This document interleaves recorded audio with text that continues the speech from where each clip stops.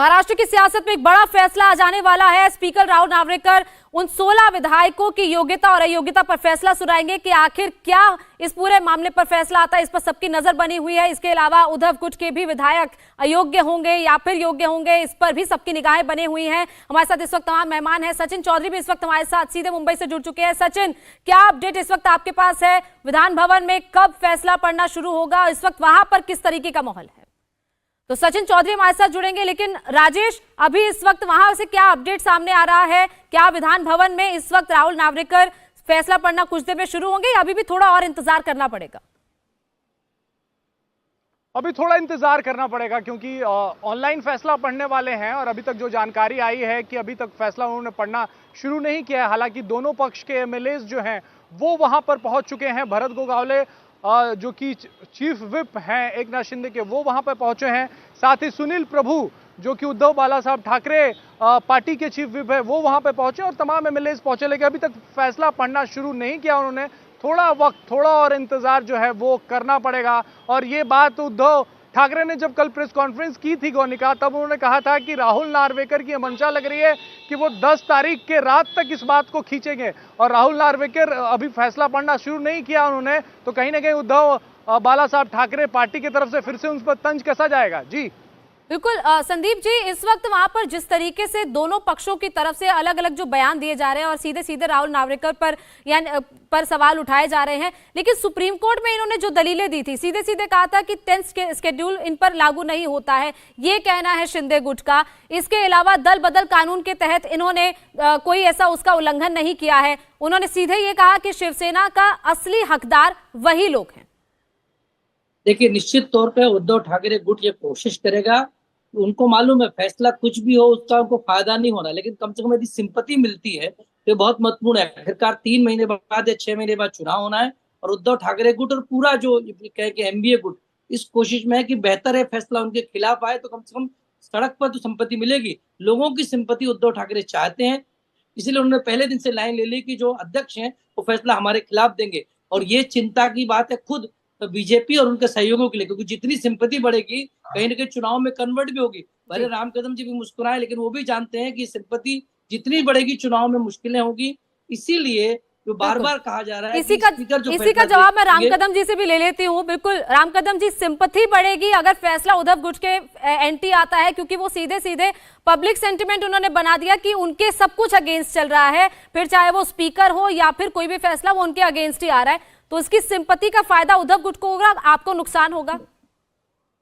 संदीप जी एक वरिष्ठ पत्रकार है, मैं उनकी बात को मैं छेद नहीं देना चाहूंगा, पर वास्तव ये है कि जब जिस व्यक्ति को खून का सगा रिश्तेदार भाई छोड़ के चला जाता, बाला साहब की सेवा करने वाले सेवक उसको छोड़ के चले जाते हैं, ऐसे व्यक्ति को आत्मचिंतन करना होगा ना कि ऐसे मेरे स्वभाव में क्या है, कौन सी सिंपत्ति आने वाली है।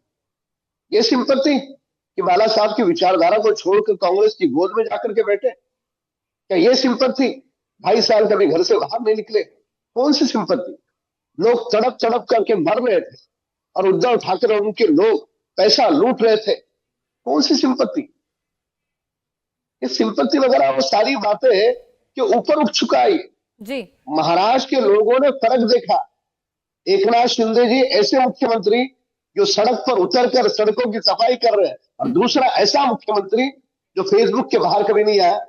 आप अपने यहाँ दोनों अच्छे पत्रकार हैं, दिनेश और राजेश, उनसे पूछ लीजिए कि 2.5 साल के कार्यकाल में उद्धव ठाकरे कभी रूबरू मिले, कभी मैसेज का जवाब दिया, कभी फोन पर आए। या संदीप जी से पूछ लीजिए, समीर जी से पूछ लीजिए। पत्रकारों को छोड़ो, मैं 3 टर्म का विधायक हूं, मैंने समय मांगा, मुझे नहीं मिले कभी। मंत्रियों का कहना था कि जो कैबिनेट मंत्री है वो कहते थे कि हमको तक हमारा मुख्यमंत्री नहीं मिलता।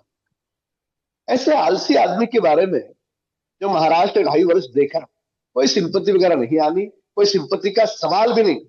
मुंबई में उनके 98 पार्षद हैं, 50 के ऊपर पार्षद एकनाथ शिंदे जी को ज्वाइन कर चुके हैं, बचे हुए पार्षद भी उनसे बात कर रहे हैं। वही हालात पुणे के हैं, वही हालात संभाजीनगर के हैं। जो बचे हुए विधायक हैं वो भी शिंदे गुट में शामिल होना चाहते हैं। तो इसलिए अगर बाला साहब की विचारधारा उन्होंने रखी होती पाला साहब के विचारों के साथ उन्होंने घात नहीं किया होता, विश्वासघात नहीं किया होता, तो मैं संदीप जी की बात को मैं स्वीकार करता। पर जो पुत्र अपने पिता के विचारधारा के साथ ही महागद्दारी करता है, ऐसे पुत्र के प्रति महाराष्ट्र की संतों की भूमि है, तर्पण की भूमि है, अभिनंदन की भूमि है। इस भूमि पर पिता के विचारों के साथ खिलवाड़ करने वाले व्यक्ति के साथ कभी सिंपत्ति नहीं जाती। भगवान राम के बारे में आप शब्द बोल रहे थे अभी 4 दिन पहले, शरद पवार गुट के नेता उद्धव ठाकरे के मुख से एक शब्द नहीं निकला। क्यों? भगवान राम उनके लिए प्रिय नहीं है? अरे भगवान राम को मांसाहारी कह रहे थे, भगवान राम को मदिरापान करने वाले कह रहे थे, नृत्य देखने वाले कह रहे थे। उद्धव ठाकरे साहब न सामना में कुछ लिखा, ना उनके प्रवक्ता संजय राउत वे कुछ बोले। तो ये छोटी छोटी बातें नहीं है, ये बहुत महत्वपूर्ण, लोगों के दिल को कहीं ना कहीं ठेस पहुंचाने वाली बातें उद्धव ठाकरे के हाथों से विगत 4-4.5 वर्षों में हुई है। तो इसलिए उद्धव ठाकरे के प्रति महाराष्ट्र की जनता में 1% भी भावनाएं कुछ बची नहीं। अगर बची होती तो इतनी बड़ी तादाद, इतनी बड़ी संख्या श्रीमान एकनाथ शिंदे जी के साथ क्यों आती? ऐसे मुख्यमंत्री एकनाथ शिंदे जी और देवेंद्र जी है जो रात को 3 बजे भी लोगों को मिलते हैं, अरे सुबह 9 बजे भी मिलते हैं, रात को 3 बजे भी मिलते हैं, और जो व्यक्ति उन्हें फोन करे उनका फोन लेते हैं। हर व्यक्ति का काम हो, यह उनका काम करने का तरीका है। और दूसरी ओर उद्धव ठाकरे, जैसे मैंने पूर्व कहा, मंत्रियों को तक नहीं मिलते थे। ये वास्तव है, ये झूठ नहीं कर रहा। आप मोनिका जी, आप सीनियर पत्रकार हो, आप किसी से भी पूछ लो। तो इसलिए महाराष्ट्र की जनता उद्धव ठाकरे की नौटंकी को पूरी तरह से जान चुकी है। हमने कागजात के साथ बताया जी हर मामले में कैसे पैसे खाते थे। बिल्कुल।